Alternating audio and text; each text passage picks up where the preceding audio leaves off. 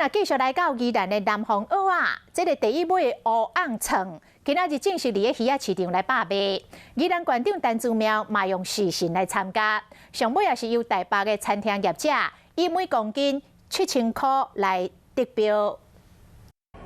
工作人员中正伫咧现场消毒，大人挂手套，渔会领人员嘛穿防护衫，翕这场肥水水的乌昂床，伊的牺牲，互民众的目睭白甲金。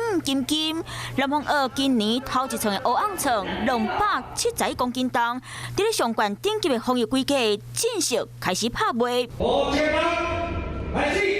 南方蚵迎接今年头一场，县长林志苗嘛透过网络参加这个活动。拍卖会现场人客拢兴气气，主持人带动气氛，介绍嘛对咧起哩。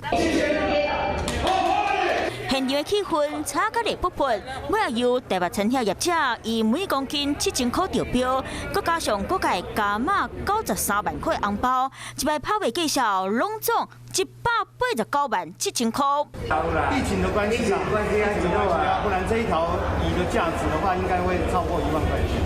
受到疫情新闻影响，今年南方蚵头一场的重量是有史以来上重，不过介绍煞比过去2年更加低。可能疫情的关系啊，那销售的这个好像不是很热烈，希望农会以及苏澳渔带来好运啊。那也希望我们这个尾季开始的时候呢，那我们这个疫情能够呢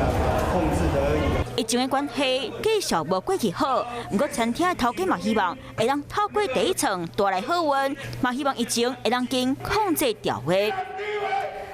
我是喜顾亚外，你订阅华视新闻 YouTube 频道了吗？记得按赞、订阅、开启小铃铛，也不要忘记收看华视新闻杂志哦。